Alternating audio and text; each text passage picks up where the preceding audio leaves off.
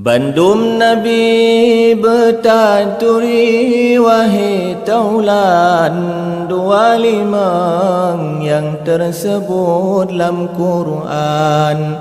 Pertama fun wahai kaum Nabi Adam, yang keintu wahai tengku bandum insan. Yang kedua hai saudara Nabi Idris, lam syurga dalam mata netop iblis. Le Nabi Nuh masa pupen pegat kapai, gepeding kenan bala tentera jineh bekai. Put Nabi Hud limang Saleh nan Ibrahim, yang tan murah ngan sejahtera perangoi halim. 7 Nabi Lut, 8 Ishak ngan Ismail, Yuhdi mina suruh Rabbi kerben nasi. 10 Harun, 11 Musa an Imran, Bukit Tursina droneh marid dengan Tuhan. 12 Daud, lemah lembut mangat hadsu, yang ilih hanjadeh le tedang laju.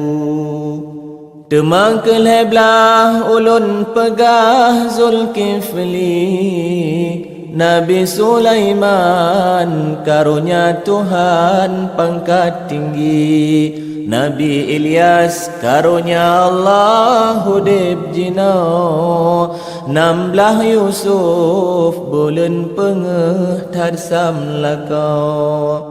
Tajroh rupa Nabi Yusuf haibah hati, Ungo Zulaikha perumah raja nangraw musi. 17 Su'aib Ummu Kadrib seput mata, yang jo tungkat kemuajizat Nabi Musa.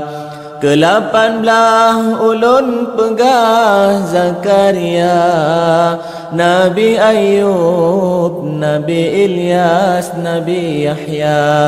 22 ulun pegah Nabi Yakub, 20 Nabi Yunuh lam perut engkut.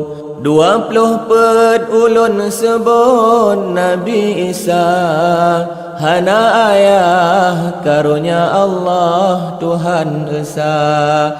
25 fam berkenang wahai rakan, Nabi Muhammad pangulai Rasul kesudahan.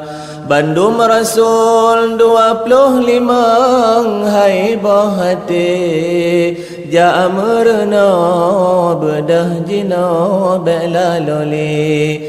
Ja merna ba ulama belilala, gada babang ura malam telah dudai. Ja merna ba ulama belilala, gada babang ura malam telah dudai.